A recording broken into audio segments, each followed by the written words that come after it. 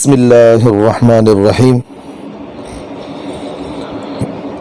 کسی عزیز نے سوال کیا ہے، کیا کسی مسلمان مریض کو غیر مسلم کا خون لگا سکتے ہیں؟ نہیں۔ جواب دے عین نوازش ہوگی۔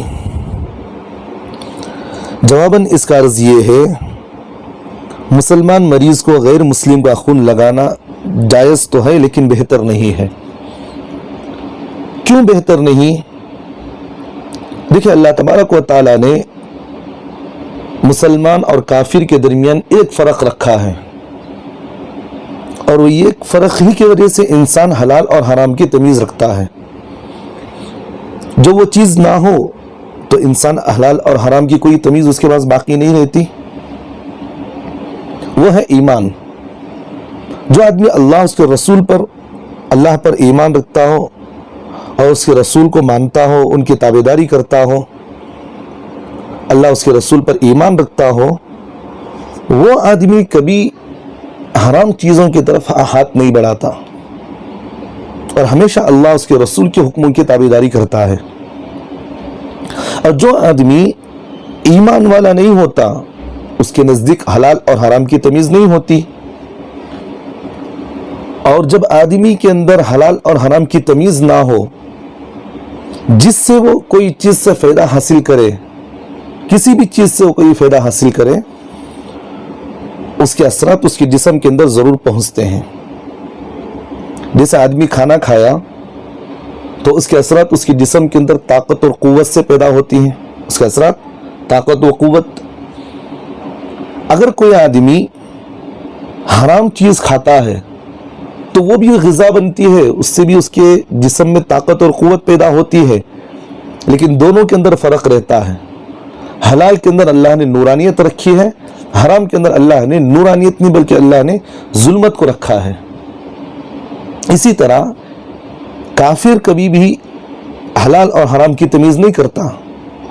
اس کے کھانے کی غذا الگ ہوتی ہے، جس کی وجہ سے وہ حرام اور حلال کی تمیز نہ کرنے کی وجہ سے اس کے کھانے کی غذا گندی ہونے کی وجہ سے اس کے جسم کے اندر وہ اثرات پیدا ہوتے ہیں۔ اور اگر کوئی مسلمان اس کے خون کو اپنے جسم میں چڑھائے تو ہو سکتا ہے کہ وہ بھی اس کے جسم کے اندر چڑھنے کی وجہ سے وہ بھی گناہوں کے اندر ملوث ہو جائے، کیونکہ عطر ایک ایسی چیز ہے جو آدمی عطر لگائے اس کی خوشبو اسے بھی پہنچتی ہے، دوسروں کو بھی ہوتی ہے۔ اگر کوئی آدمی جسم پر گندگی لگا لے، دوسروں کو بھی اس کی گندگی کی بدبو آتی ہے۔ اسی طرح جو آدمی کسی کافر کے خون کو اپنے جسم میں چڑھائے گا تو اس کے بدبودار خون کے اثرات اور اس کے نجیس خون کے اثرات اس مسلمان کے خون کے اندر بھی پہنچیں گے، تو وہ آدمی خود بخود کیا کرے گا؟ گناہوں کے اندر ملوث ہونا شروع ہوگا۔ اس لیے بہتر نہیں ہے کہ کوئی مسلمان کے لیے کہ کسی کافر کا خون چڑھائے۔ یہ ایک مثال سے بات سمجھاتا ہوں آپ کو میں۔ حضرات صلحاء اکرام نے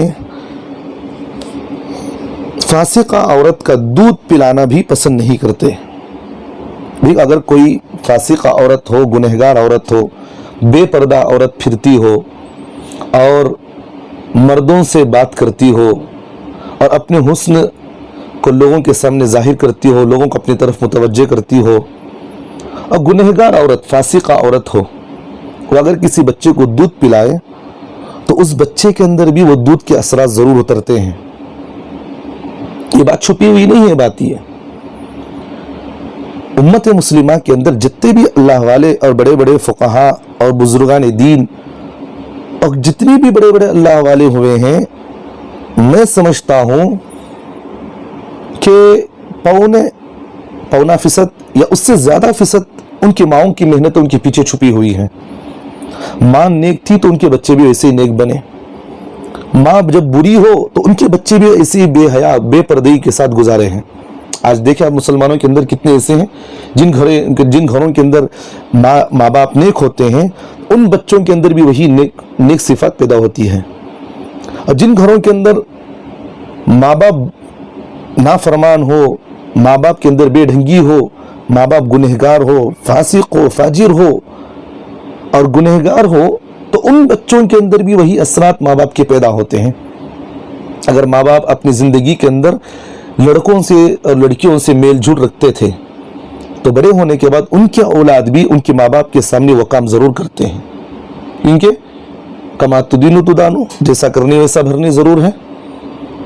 تو اس لیے حضرات صلحاء اکرام نے لکھا ہے کہ ماں اگر فاسقہ ہو، گنہگار ہو، تو اس کے دودھ کو بچے کو پلانا بھی وہ پسند نہیں کرتے تھے، کیونکہ بچے کے اندر بھی وہ اثرات پیدا ہو سکتے ہیں. تو اس لیے مسلمان مریض کو غیر مسلم کا خون لگانے سے حتی الوسیع اجتناب بہتر ہے کہ بس جایا کرے. اگر ضرورت ہو اور کوئی صورت اس کے علاوہ نہ ہو تو لگانے کی اجازت ہے. اللہ ہم تمام کو عمل کی توفیق عطا فرمائے. امید ہے کہ آپ تمام اس مسئلے کو بخوبی سمجھ چکے ہوں گے.